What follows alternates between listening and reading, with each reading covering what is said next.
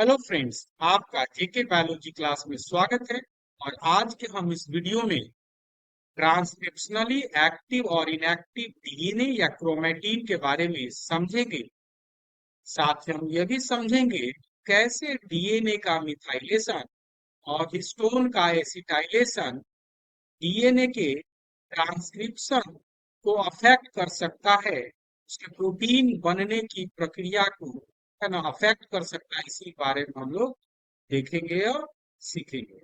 और यह basic concept अगर सीएसआर नेट, आईआईटी जेम और गेट की तैयारी कर रहे हैं तो ये आपको जरूर जाननी चाहिए।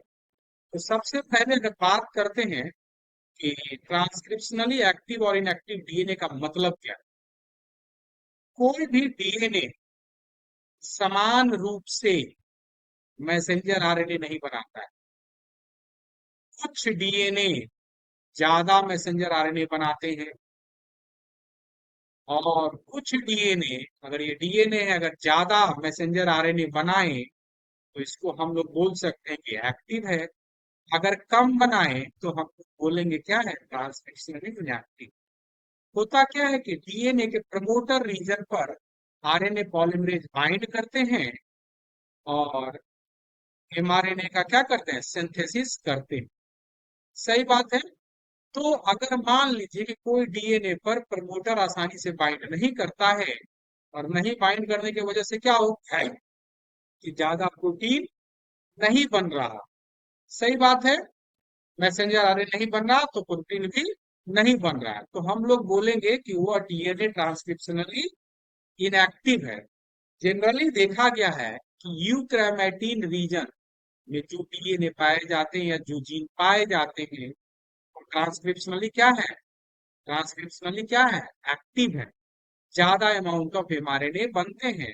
लेकिन हेट्रोक्रोमैटिन में जो जीन पाए जाते हैं वो ट्रांसक्रिप्शनली क्या होते हैं, इनएक्टिव होते हैं, उनका एमआरएनए नहीं बन पाता है। और बहुत बेसिक सी बात है, ये कॉम्पैक्ट स्ट्रक्चर है और कॉम्पैक्ट स्ट्रक्चर के फलस्वरूप क्या होता है, कॉम्पैक्ट स्ट्रक्चर के फलस्वरूप होता क्या है कि आसानी से वहां आरएनए पॉलीमरेज बाइंड नहीं कर।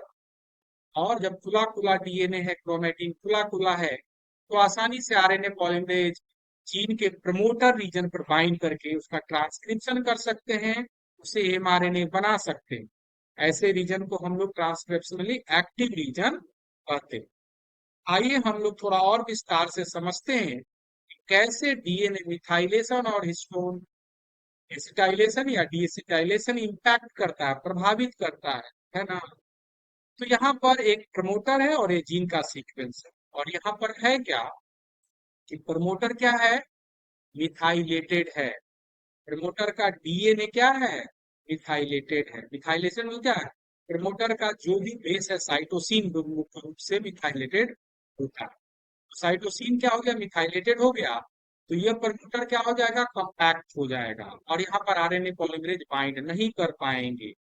तो इस तरह की प्रक्रिया को हम लोग बोल सकते हैं कि अगर डीएनए मिथाइलेशन हो, डीएनए क्या हो, मिथाइलेशन हो, तो वो क्या होगा, वह जीन का ट्रांसक्रिप्शन नहीं होगा और हम कह सकते हैं, क्या कह सकते हैं कि भैया ये जो प्रमोटर है इनएक्टिव है। और इससे क्या है, जीन भी इससे जो बाउंड है वो भी इनएक्टिव हो जाए। सरल भाषा में टेक होम मैसेज क्या है कि प्रमोटर कब इनएक्टिव होगा, जब मिथाइलेशन रहेगा। तो साथ ही साथ अगर इसका हिस्टोन प्रोटीन जो डीएनए पर रैपिंग किया गया है वो डीएसिटाइलेटेड हो, उस परिस्थिति में भी प्रमोटर क्या हो जाएगा, कॉम्पैक्ट हो जाएगा। सही है। और थोड़ा सा देखते हैं, कहने का मतलब क्या, ट्रांसक्रिप्शनली एक्टिव रीजन में क्या हो जाएगा, प्रमोटर का डीएनए मिथाइलेशन नहीं होगा और साथ ही साथ जो हिस्टोन प्रोटीन है उस पर क्या हो जाएगा, जो टेल हो जाएगा उस पर एसिटाइलेटेड हो जाएगा। तो जैसे ही ये दो बात हो जाएगी, कौन, प्रमोटर पर जो डीएनए पर साइटोसिन बेस पेयर पर मिथाइलेशन हट जाए या डीमिथाइलेटेड हो जाए, और हिस्टोन भी क्या हो, अगर क्या हो, एसिटाइलेटेड हो जाए, तो यह क्या हो जाता है, यह कॉम्पैक्ट स्ट्रक्चर नहीं रहता है और आसानी से आरएनए पॉलीमरेज यहाँ पर बाइंड कर सकते हैं। तो सारे परिस्थिति में ऐसे जो भी रीजन पाए जाते हैं, ऐसे जो भी डीएनए पाए जाते हैं का ट्रांसक्रिप्शन आसानी से हो सकता है और उसको हम लोग बोलेंगे कि यह ट्रांसक्रिप्शनली क्या है, एक्टिव डीएनए है ना। सरल भाषा में हमने डीएनए मिथाइलेशन को समझा और एसिटाइलेशन को भी समझा और देखा कैसे ये दोनों प्रक्रिया आप ट्रांसक्रिप्शनली एक्टिव या इनएक्टिव बना सकता है किसी भी डीएनए। अब बात करते हैं कि अगर आप सीएसआर नेट की तैयारी करते हैं या गेट आईआईटी जैम का, तो आप चाहें तो जेके बायोलॉजी क्लास से जुड़ सकते हैं। और हमारे यहाँ ऑनलाइन ऑफलाइन दोनों में पढ़ाई होती है। और विशेष जानकारी के लिए 6202692436 पर क्या कर सकते हैं, कंसल्ट कर सकते हैं। Thank you for watching the video. अब नए वीडियो में फिर हम आपसे मिलते हैं। धन्यवाद।